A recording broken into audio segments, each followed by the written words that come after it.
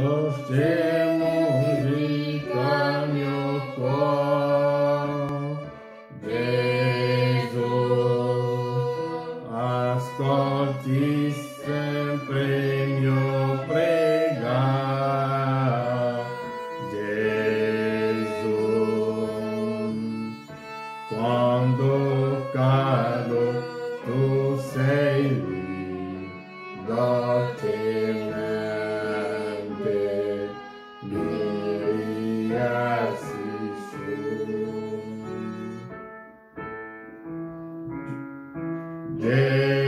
Gesù, è così bello amare te,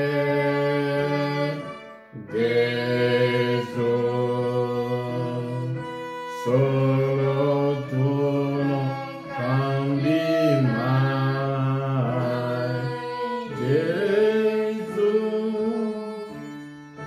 con tuo sangue hai lavato il peccato che era dentro me.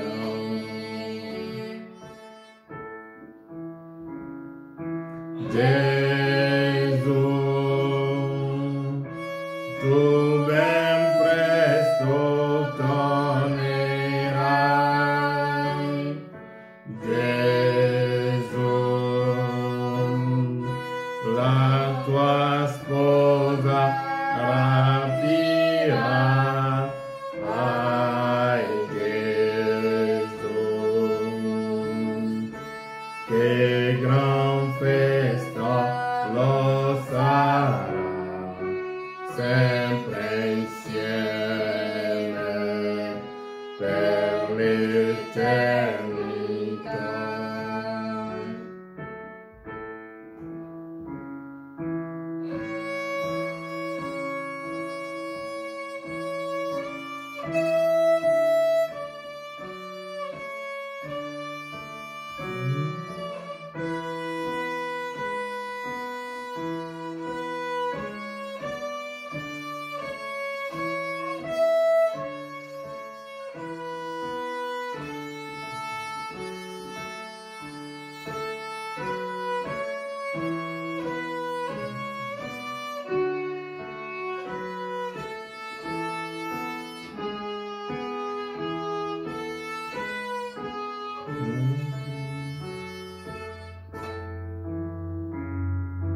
Gesù,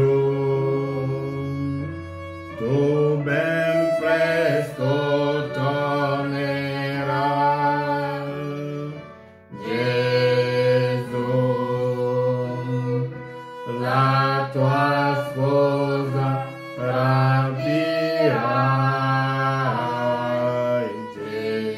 Gesù,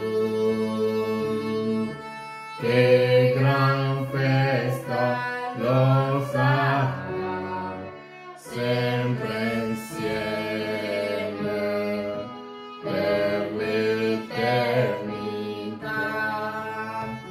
Amen. Mentre prendiamo la Bibbia, leggeremo nel libro di Giona. Libro di Giona, leggeremo il capitolo 2 di Giona. Il capitolo 2 di Giona.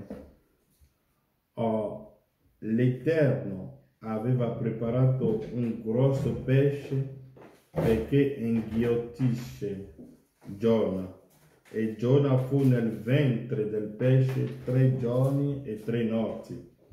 Allora Giona pregò l'Eterno, il suo Dio, dal ventre del pesce, e disse: nella mia sventura ho gridato all'Eterno.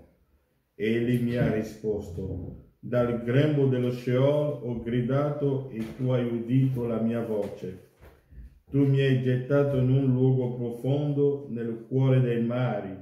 La corrente mi ha circondato e tutti i tuoi flutti e le tue onde mi sono passati sopra. Allora ho detto: sono stato schiacciato dalla tua presenza eppure guarderò ancora verso il tuo santo tempio. Le acque mi hanno circondato fino all'anima, l'abisso mi ha avvolto. Le alghe si sono avvolte intorno al mio capo, sono disceso fino alle fondamenta dei monti. La terra chiuse le sue sbarra dietro a me per sempre. Tu mi hai fatto risalire la mia vita dalla fossa, o eterno mio Dio. Quando la mia anima veniva meno dentro di me, mi sono ricordato dell'Eterno e la mia preghiera è giunta fino a te nel tuo santo tempio. Quelli che riguardano alle vanità bugiarde abbandonano la fonte stessa della loro grazia. Ma io con voci di lode ti offrirò sacrifici e adempirò i voti che ho fatto. La salvezza appartiene all'Eterno. Allora l'Eterno parlò al pesce ed esso vomitò Giona sull'asciutto. Che Dio vi benedica. Allora parleremo, oggi continuiamo un po' a parlare di Giona, che domenica scorsa abbiamo preso la vita di Giona nel ventre del pesce, nel buio che lui attraversava. L'abbiamo messo nell'epoca della Chiesa, perché William Branham dice che dopo l'apertura dei sigilli la Bibbia è diventata un libro nuovo per noi, perché il vino è nuovo, perché è scritto nella Bibbia, Gesù ha detto: io non berrò più i frutti della vigna finché non ne berrò di nuovo no, berrò nuovo, dunque il vino nuovo lo farà bere nel regno di Dio. E quando noi torniamo un po' alle nozze di Cana, abbiamo visto che all'inizio della festa hanno dato un vino e la gente ha bevuto talmente un vino, il vino che hanno bevuto talmente si sono ubriacati, che quando il vino nuovo che Gesù ha prodotto è venuto, nessuno poteva più berlo, perché erano talmente saziati dal vino che non è vero vino, perché il vero vino è venuto dopo l'apertura dei sigilli. E come l'ho sempre detto, William Branham dice che la sposa, perché dopo che Ruth ha servito nel campo di Boaz, Ruth ha preso la decisione, e sappiamo che questa è la giustificazione. Ruth ha lavorato nel campo di Boaz, questa è la santificazione. Poi Ruth è andato a riposarsi aspettando di ricevere il suo sposo, e questa è stata l'epoca pentecostale. Ma quando la ricompensa di Ruth è suo sposo, e che lo sposo deve unirsi a Boaz, e questi sono i misteri che ora noi conosciamo meglio il nostro sposo. E come l'ho sempre detto, William Branham dice che noi conosceremo meglio. La nostra ricompensa è che la sposa conoscerà il suo sposo, e è la parola rivelata. Dunque sono i misteri che sono nella parola che rallegrano i nostri cuori. Sono i misteri che ci danno la gioia. Sono i misteri che ci portano nella dimensione celeste della parola di Dio. E noi vogliamo lì, vediamo, conosciamo ogni angolo, perché Paolo, come Paolo l'aveva detto nel libro degli Efesini, se lo troviamo, lo leggiamo anche questo nel libro degli Efesini, perché Paolo diceva da qualche parte agli Efesini che noi lo conosceremo in tutto. Conosceremo, vediamo un po'.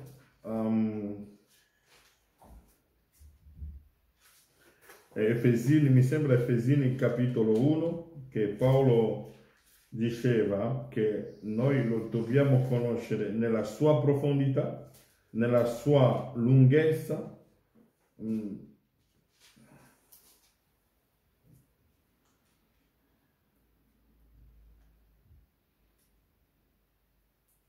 se lo trovo lo leggiamo, se non lo trovo, dove Paolo, mi sembra Efesini capitolo 1,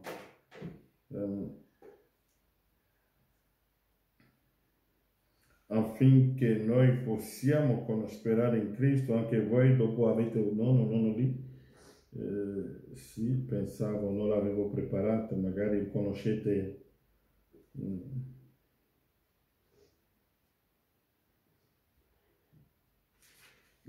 magari prossimamente lo leggiamo. Ci sono tante cose che i predicatori non l'avevo preparato, ma so che Paolo diceva che... Versetto 18, ok.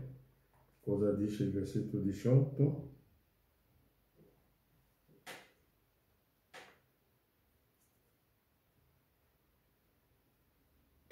No, non è lì, 18. Non è il versetto 20. Morte al fondamento degli apostoli. No, là dove Paolo diceva che noi lo dobbiamo conoscere nella sua profondità, conoscendo la profondità, la grazia di Dio. No, siamo già... Efesini capitolo 1.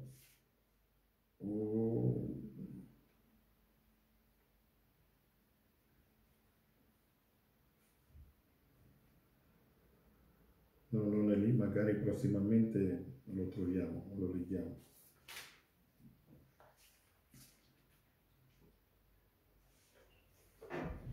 Ok, allora comunque so che Paolo diceva da qualche parte che noi lo conosceremo in tutta la sua larghezza, nella sua profondità, in tutto. Dunque, noi abbiamo visto che prendendo Giona, abbiamo visto domenica scorsa che Gesù, parlando di Giona, quando i farisei all'epoca gli avevano chiesto un segno, Gesù aveva detto loro che ci sarà solo un segno che lui darà loro, e quel segno sarà il segno di Giona, che è stato nel ventre della balena per 3 giorni e 3 notti. E abbiamo visto che William Branham dice che Gesù aveva solo questa scrittura, perché è l'unica scrittura che Gesù aveva, su cui appoggiarsi per dire che lui doveva stare là per 3 giorni e 3 notti. E per questo che quando parliamo di ricevere qualcosa da parte di Dio, voi non potete andare davanti a Dio senza presentargli le sue promesse. Perché William Branham dice, voi dovete sempre guardare alla promessa di Dio. In qualsiasi cosa voi volete fare, dovete guardare alle promesse, a quello che Dio ha promesso nella sua parola. E Gesù aveva detto a loro che lui farà vedere a loro il segno di Giona. Allora Gesù diceva a loro che loro vedranno la sua risurrezione, che lui farà 3 giorni e 3 notti, poi uscirà dalla tomba. E William Branham, nell'opuscolo a accettare la via provveduta da Dio al tempo della fine, Branham dice questo, paragrafo 245, Branham dice, e loro videro la sua risurrezione. E oggi noi vediamo la sua risurrezione, il segno della sua risurrezione.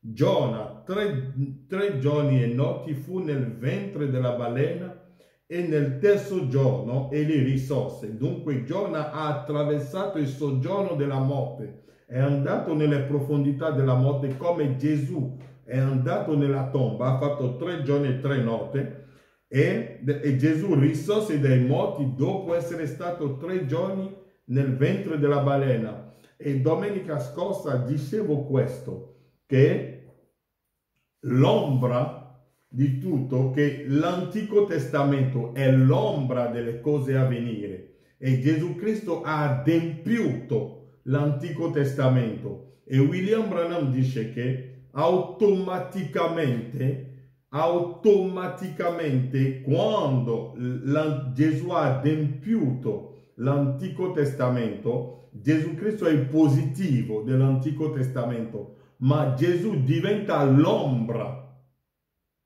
di quello che farà il messaggero della Odissea, che farà il 7° angelo. Allora noi abbiamo visto che automaticamente Gesù diventa l'ombra del positivo, che è la sposa, perché è la sposa che è il positivo. L'Antico Testamento è l'ombra, Gesù è il positivo dell'Antico Testamento, e ora quello che Gesù ha fatto è l'ombra delle cose a venire. Vuole dire che quello che succede nel ministero della sposa è quello che è il perfetto, il vero quello che Dio voleva adempiere, lo scopo di Dio da sempre, dall'eternità, è quello che è successo nella vita della sposa. E noi possiamo capire che quando parliamo della sposa, quando parliamo di tutti questi grandi misteri, ogni fratello, ogni sorella si aspetta a fare queste grandi cose. Ma William Branham dice che Dio prende un uomo e adempie tutte queste cose in lui, e noi ora crediamo in queste cose qua. Ora vediamo che loro hanno visto il segno della resurrezione, e quello che Gesù ha fatto 2000 anni fa, insisto, diventa l'ombra di quello che la sposa deve fare, perché la parte gloriosa di tutto questo è la sposa. E loro videro la sua resurrezione, e oggi noi vediamo la sua resurrezione, il segno della sua resurrezione. Giona 3 giorni e notti fu nel ventre della balena, e nel terzo giorno egli risorse dalla balena. Gesù risorse dai morti dopo essere stato 3 giorni nel suo ventre. Egli è stato assente. Ora Gesù è riuscito. Questo che Gesù ha fatto 2000 anni fa diventa l'ombra di quello che la sposa deve fare. Sappiamo che la sposa è l'altra parte, perché Gesù è Gesù che ha cambiato forma, perché la sposa, quando Adamo ha visto sua moglie, ha detto: questo è un altro io stesso. Dunque, Gesù è stato assente dalla Chiesa per 2000 anni. Dunque Gesù, non abbiamo più sentito parlare di Gesù per 2000 anni, è stato assente dalla Chiesa. Dunque non l'abbiamo più visto, non abbiamo più visto la parola, abbiamo visto solo credi, abbiamo visto solo dogmi, abbiamo visto solo i nostri pensieri, abbiamo baciato i bambini, abbiamo presentato i bambini, abbiamo celebrato i matrimoni. La Chiesa è diventata solo un luogo di gioco. Ma Dio ha promesso che la parola deve ritornare, e la parola è ritornata. Ok? Branham dice qui: egli è stato assente dalla Chiesa per 2000 anni, ma egli promise tramite Gioele quello che la Ruca ha lasciato, perché la Ruca è la Chiesa cattolica, e abbiamo dimostrato domenica scorsa che il seme è caduto nell'epoca di Mattino, perché alla riunione che hanno fatto a Nicea, lì nell'epoca nel 325 sotto Costantino, è lì che il seme è caduto a terra, e abbiamo avuto un lungo periodo di oscuramento della parola. La parola è stata oscurata, non si parlava più della parola, si parlava solo dei credi della Chiesa cattolica. E avevo fatto notare domenica scorsa che la Chiesa cattolica ha tolto la croce, ha tolto il sacrificio della croce, ha tolto tutte queste cose qua, e ha ammesso che la redenzione, la salvezza si ottiene tramite il pagamento dei soldi. E tutto questo, il popolo è entrato in un buio completo sotto il giogo di Roma, ed è Roma che governava la terra tramite la sua falsa adorazione. E che cosa è successo? Quando Lutero è venuto, Lutero ha riportato il sacrificio della croce, ha detto: no, la salvezza si ottiene non pagando, ma la salvezza si ottiene tramite la croce, perché il prezzo è stato pagato. È lì che Lutero ha parlato della giustificazione tramite la fede. E voglio leggere qualcosa qui. Oggi leggeremo un po' nel profeta. Nelle 7 epoche, nel riassunto, nella parte dei riassunti, dove William Branham, dove ho letto domenica, voglio attirare la vostra attenzione su qualcosa, perché il mio punto di partenza per predicare bene su Giona, perché la storia di Giona è quello che è successo anche nelle epoche della Chiesa, perché il seme, il grano, la sposa è caduta a terra a Nicea, è stata seppellita a Nicea. o la sposa pure è la parola. Domenica, quando leggeremo nell'opuscolo il capolavoro, vedremo qualcosa lì, perché William Branham ci farà vedere che la sposa, che è la parola, Cristo, è stata seppellita a Nicea e non abbiamo più sentito parlare della parola, ma la Bibbia ci ha promesso, Malachia 4 ci ha promesso che sul fa della sera ci sarà luce. Il profeta disse, si farà luce, sono nell'opuscolo accettare, scusatemi il titolo, accettare la via provveduta da Dio al tempo della fine, e dove William Branham disse questo qua, il profeta disse, si farà luce sul fa della sera, paragrafo 246, si farà luce sul fa della sera, lo stesso sole che splende all'est, splende all'ovest. È stato un giorno oscuro, si sono uniti e hanno messo credi e altro. William Branham dice, nel mezzo di tutto questo, dopo che arriviamo nell'epoca di Laodicea, come lo dicevo qua,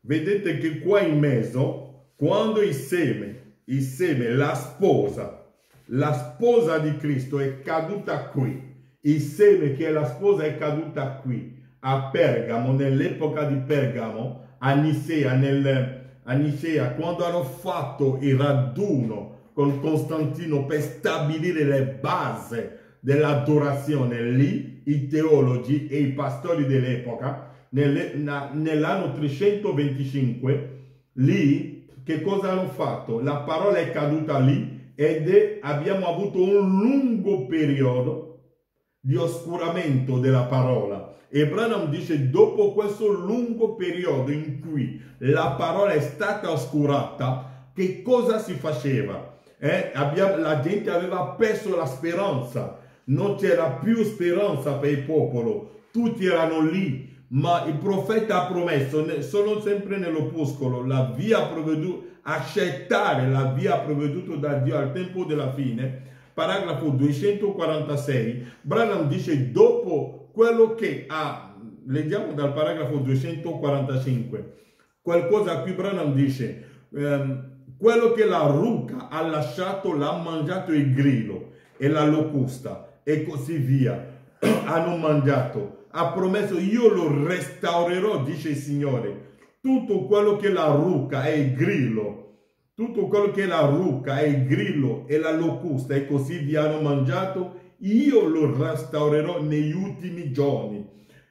Il profeta dice, paragrafo 246, il profeta dice, si farà luce sul fa della sera ci sarà luce, ma in mezzo abbiamo avuto l'oscurità. E come dicevo l'altra volta, prima che il sole sorge, quando voi arrivate verso le 4-5 di mattina, vedete che c'è un buio intenso sulla terra, è come c'è l'oscurità, ma il profeta ha promesso che ci sarà luce sul fa della sera. Elia verrà, Elia restaurerà l'altare d'adorazione. E quando parliamo della luce, non stiamo parlando della luce elettrica, ma stiamo parlando della parola, perché abbiamo visto, abbiamo letto qui una volta che il profeta Isaia aveva promesso che il paese che sta nell'oscurità, il paese di Zabulon e il paese di Neftali, la Galilea dei Gentili, ha visto alzarsi una luce, e quella luce non è la luce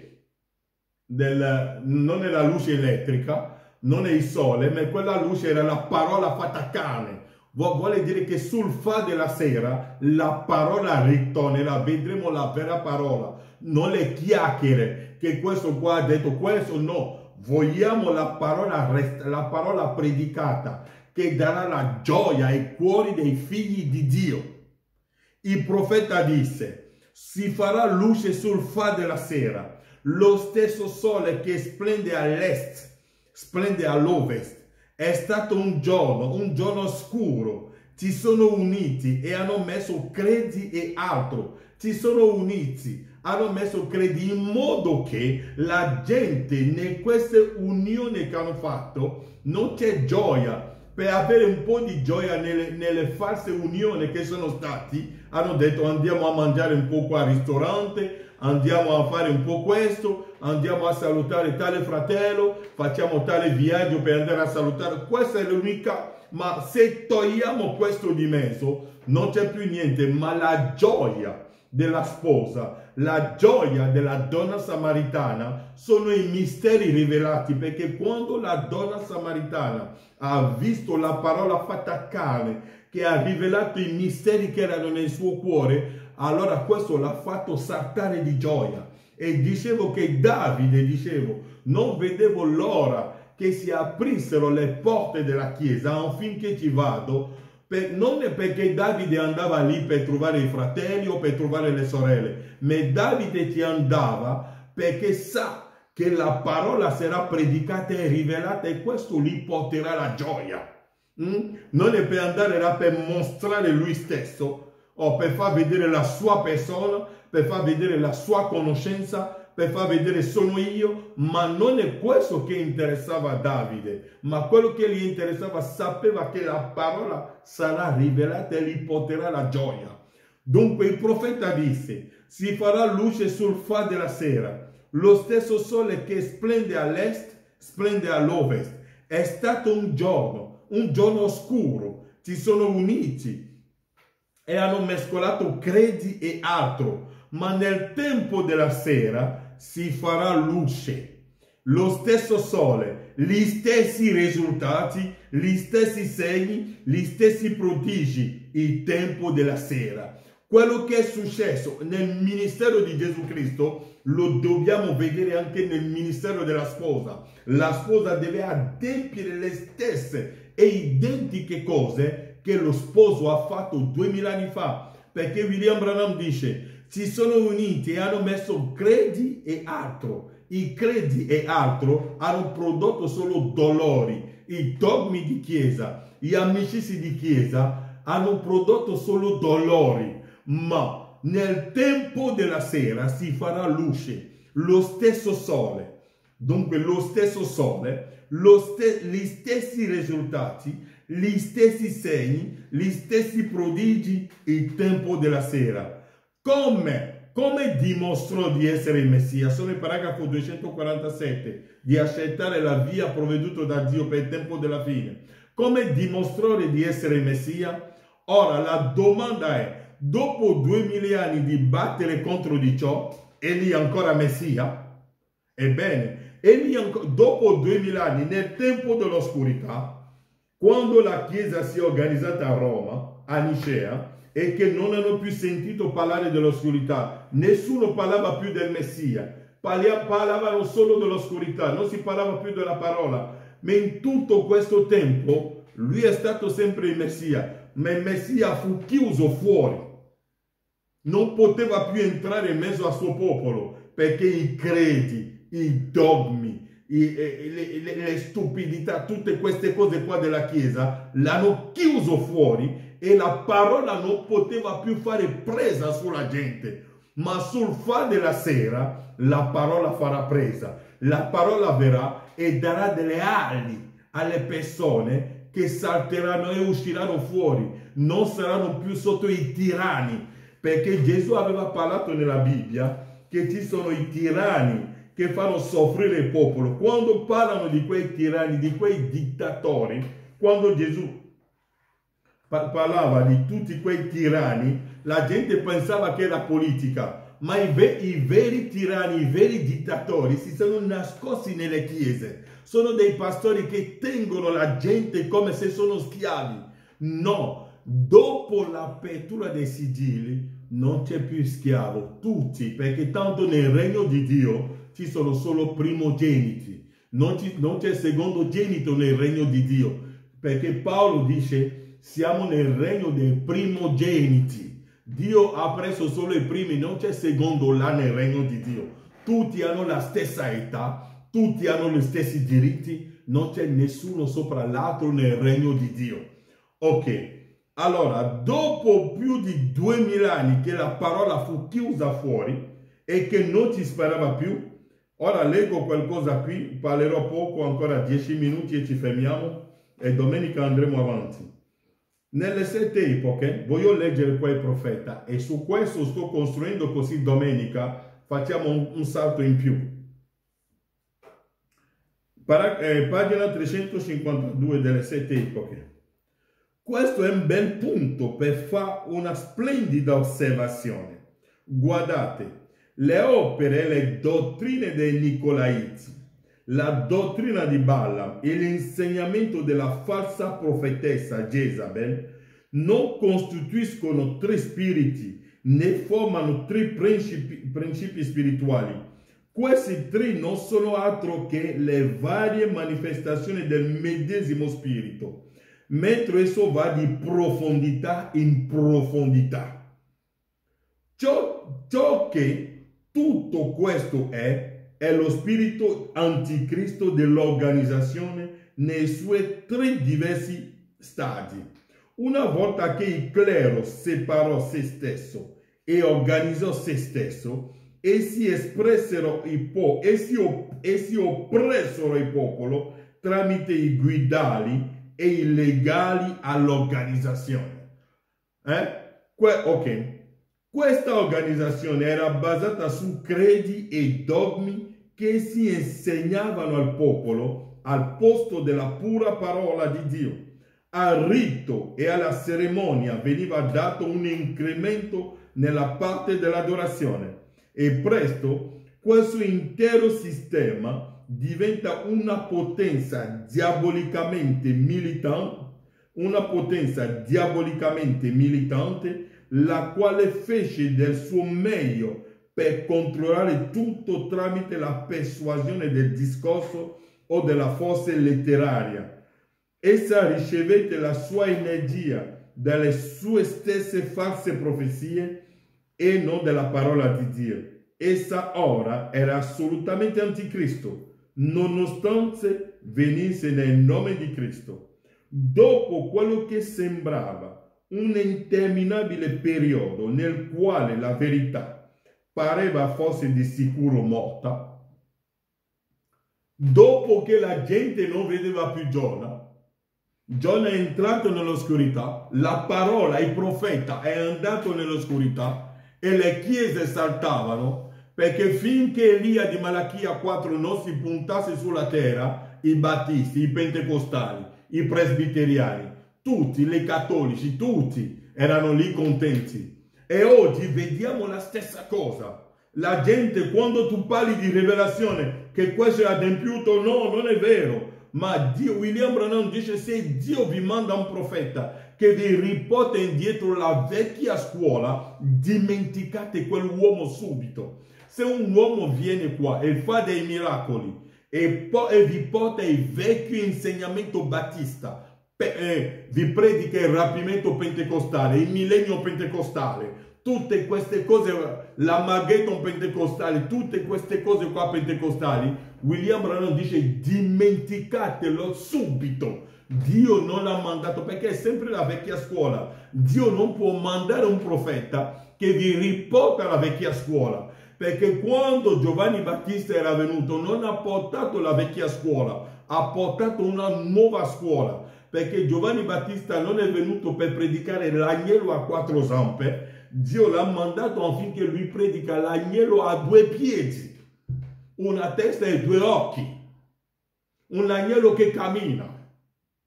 Non è l'agnello vecchio, è una vecchia. Un profeta non viene per ripetere quello che esisteva già, no. Dio manda un profeta per aprire gli occhi, per mandare la luce sulle scritture. Ok, dopo quello che sembrava un interminabile periodo nel quale la verità pareva fosse di sicuro morta, gli uomini cominciarono a protestare contro la viltà della Chiesa Cattolica Romana, perché non si poteva più immaginare che Dio fosse in un simile insegnamento e in una simile condotta. Queste proteste vennero o sottovalutate e morirono per aver fallito nel suscitare l'attenzione, oppure furono soffocate da Roma. Ma poi Dio, nella sua grazia sovrana, inviò un messaggero con il nome di Martin Lutero per iniziare una riforma. Egli lavorò in un clima nel quale la Chiesa cattolica aveva dato così tanta corda che quasi impiccava se stessa. Così, quando Lutero predicò la giustificazione per fede, per la prima volta dopo molti secoli, dopo molto periodo di oscurità, che la gente viveva tramite credi, che i pastori hanno tenuto la gente sotto il gioco. I pastori vengono, andate, chiudetevi nelle stanze, pregate, avrete lo Spirito Santo, parlerete in lingua, andate 2, 3 giorni di preghiera, 4 giorni di preghiera. Fratelli, se tu vai a fare questi tipi di preghiera oggi, William Branham lo dice, tu ti prendi tanti spiriti malvagi. Abbiamo visto delle esperienze. Le persone si chiudono, vanno a digiunare per 40 giorni per fare che cosa? Per avere tanti spiriti che più dell'inferno stesso.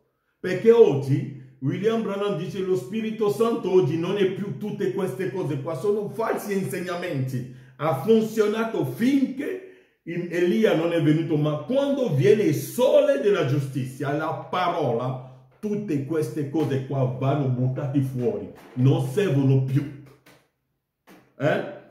Ok, la Chiesa cattolica aveva dato così tanta corda che quasi impiccava se stessa. Così quando Lutero predicò la giustificazione per fede, quando Lutero è venuto con la predicazione della giustificazione per fede, era il primo giorno. Gesù è stato seppellito un venerdì sera. Un'oscurità totale. Ma Lutero è sotto, ha detto no, la cosa deve cominciare ora. La parola deve ritornare. Leggeremo bene, fratello, tutto è qui nelle 7 epoche. Non stiamo inventando niente. Non possiamo più lasciare i fratelli nel buio, che un pastore le tiene lì. Oh, come dovete sposarvi, William Branham dice, voi avete dei figli, l'unica cosa che Branham dice, se tu lo chiudi dentro, domani ne uscirà e sarà pieno di diavoli.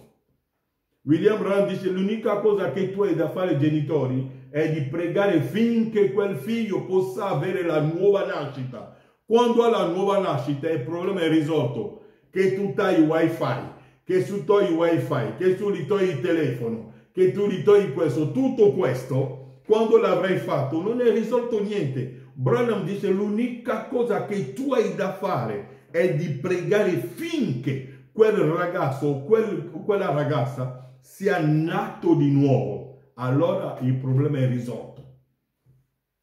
Ok. A rito, Branham dice qui, Lutero, egli lavorò in un clima nel quale la Chiesa cattolica romana aveva dato così tanta corda che quasi impiccava se stessa. Così quando Lutero predicò la giustificazione per fede, per la prima volta dopo molti secoli, la vera vita cominciò a crescere in un modo molto abbondante. Se voi notate, molti che erano prigionieri nelle chiese pentecostali, quando hanno visto Malachia 4, molti pentecostali sono fuggiti per venire nel messaggio per avere la pace, ma non sono nati di nuovo, sono venuti con i seme pentecostali nel messaggio. E la stessa cosa è successo con Lutero. I cattolici che erano con Papa, per avere un po' di libertà, per non dare più soldi al Papa, sono entrati con Lutero, ma non hanno capito il messaggio della giustificazione. Nessuno abbia mai capito chi è William Marion Branham. E oggi noi siamo qui per dirvi che quella stella, la stella che si chiama William Marion Branham, non è qualsiasi tipo di stella. È la stella che introduce il sole della giustizia a Cristo. Ok. La giustificazione per fede, per la prima volta dopo molti secoli, la vera vita cominciò a crescere in un modo molto abbondante. Come la Chiesa nominale aveva usato la potenza dello Stato per sostenersi, così ora la potenza statale cominciò a riversarsi contro di essa.